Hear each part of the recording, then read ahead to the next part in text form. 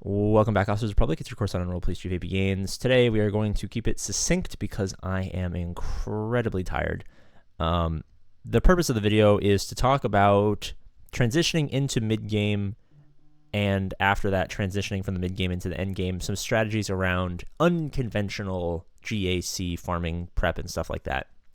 And I don't mean unconventional in the, we've shown and highlighted the like Mandalorian only rosters and stuff like that. Like all that crazy stuff that like is very wild and very wacky to say the least. I'm not talking about that. I mean, when we talk about, I haven't uploaded the like cubing farming guide video yet, which is kind of sad. I should probably do that. Maybe I'll do it at the end of the GAC week. I've been telling myself that for like 2 months at this point. But I've been noticing with some of the people whose GACs I track very carefully, and I've noticed an increase in holds on defense with an increase in, yes, backbone teams, but like it feels like that category is getting expanded into other areas that, we've talked about but haven't like really put emphasis in. And I've noticed that holds are happening more on those teams than they are with, say, an increase in Galactic Legends being placed on defense and stuff like that. Especially now that CG has kind of made it apparent, and this won't apply to most of you guys, so don't worry, I'm going to say the bad word that's going to get everyone upset. I don't really do much of it myself, and I'm sure you don't as well. But now that CG has made datacrons much easier to get and at lower levels, at least temporarily, with things like simming and conquest and changing the relic requirements for the recent GAC or the recent datacron, the effectiveness of these, yes, backbone, but also like, I don't know, maybe like neck, I don't know, like it's backbone. Well, just follow me along. Okay. So we have, our standard backbone teams, our Starkillers, our Mauls, our Malguses, our Radices, our Jedi Knight Lukes, our Afras, our Inquisitors, our Treya, which is something that I've been getting a lot of value out of in the few rounds that I've had it, and a lot of people have reported has been a massive success. Things like Junda and Malicos that are coming out are going to be, I would imagine, pretty strong for a lot of people if you can kind of get into it. As you can see here, I have clearly not put too much effort into the first phase of Conqueef towards Malicos, so we'll see whether or not I end up getting him in the first couple of months here. Zori is one of those outside ones that's mostly like if you just happen to have gone down that route or you decide to take a detour, you can get incredible value. Is highly boostable by datacrons and stuff like that. This team has existed, and I've talked about this many, many times. I haven't done it myself. I'm actually starting to prep this team. This team is like the ultimate STD team.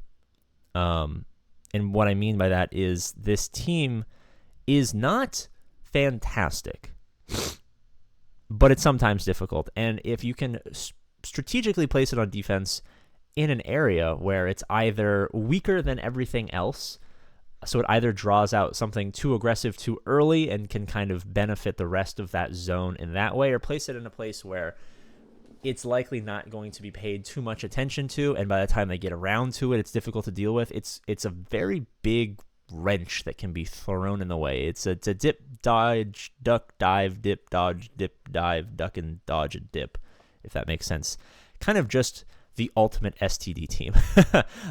Cal Kestis obviously is more and more prevalent now as people are starting to build up those Gear 12 characters. I'm progressing in that direction, helping make things like Jedi Knight Revan, even without JML and Jedi Knight Luke, powerful. Likely, you'll have at least Jedi Knight Luke and Cal Kestis in a lot of scenarios coming up as people start to get them more and more.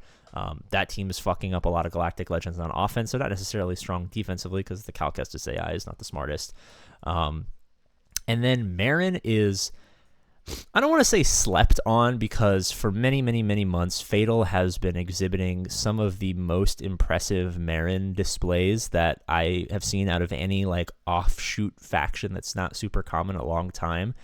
And especially as I found these teams being built is leading to more holds and more wins for players over, say, like longer Galactic Legend farms in certain cases. Like, obviously, if there's a big hole as far as height on your roster is concerned, you plug it with a Galactic Legend, that's totally fine. But as I'm noticing more and more defensive viability and more wins at higher GP disparity, like you're you're at 6 and your opponent's at 9. Previously, you weren't winning those, but as these teams come on the board, you're winning more GACs against bigger players. I'm starting to think that like farming things like Cal Kestis and Starkiller, which are obviously already good things, but lead into other backbone teams in and of themselves. Like, yes, a lot of Starkiller Rex lead into just his own team, but a lot of Cal Kestis Rex are leading, you'll have a Sirjun Damalikos team. You'll have the Night Sisters, which are becoming, basically like 10-second Jabba killers and stuff like that. And arguably, even without the Datacrons, you're getting top-end viability with Cal Kestis, but also, mid-level viability without JML. You're getting the ultimate STD team that's going to have something that kind of fulfills everything. Do they not prevent revives? Oh, look, there's revives. Oh, can they not get around taunts? Oh, there's taunts. Oh, can they not, do an insta-kill? Oh, there's Enfys Nest. Oh, can they not insta-kill again? Oh, but a longer version of that on a longer time horizon, there's Hondo Anaka, right? Zori is just a fucking beefcake and still is unbelievably sad. Malikos, I imagine, is going to be like an undermanned, just mega Godzilla offensive team.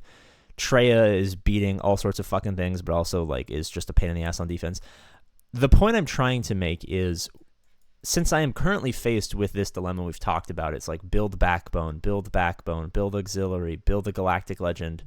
I'm starting to notice that as other people are having more and more success with these processes. Sorry, my dog is wanting to play with my other dog, but they fight, so they have to be like separated for a certain amount of time.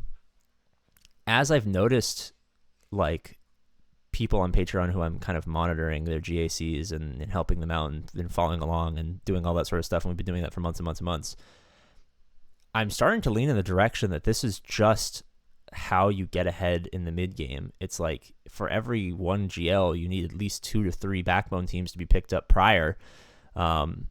Because what has been the knock day one on farming Galactic Legends is that like your opponents grow, but you don't until you complete, and then you make a jump, but then there's holes. But like if you can plug the holes, climb, like instead of climbing to, I'm just going to use arbitrary numbers, instead of climbing to, 100 from 0 to 100 with a new Galactic Legend, you climb to like 65, and then while you farm that Galactic Legend, you just maintain at 65. You're at a higher level. Yes, you're winning more crystals. I don't know if that's something that a lot of people care about, but it's more of an ego thing. You're winning more. You're at a higher level.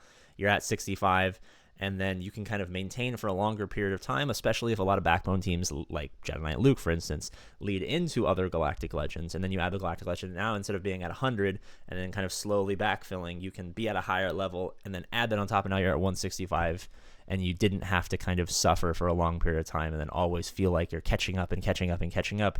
You were making big progress, finding a good place to stop, and then applying, some sort of longer-term farm where you can kind of be at a level that you're okay with. And if you're okay with being at 0 until you get to 100, that's fine. If you'd rather be at 65 and just maintain at 65 and then jump to one, like, I'm not telling you what you should do. I'm simply talking through things that I've been thinking about, things that I've been having conversations with people at high levels, people at low, well, not people at high levels, because people at high levels have everything, but people at high skill levels who are not at high levels, and therefore you have to replace the money with the skill and the farming and stuff like that. So just conversations that I've been having that I thought you guys might find interesting. Do they apply to you guys? I don't know. There's tens of thousands of you, and I don't by memory know what all of your accounts look like, which is why you should stop by a roster review live stream and catch me live, and I'll tell you what you think and what you should do. All right, bye-bye. I love you. Bye-bye. Whoa, whoa, whoa, whoa.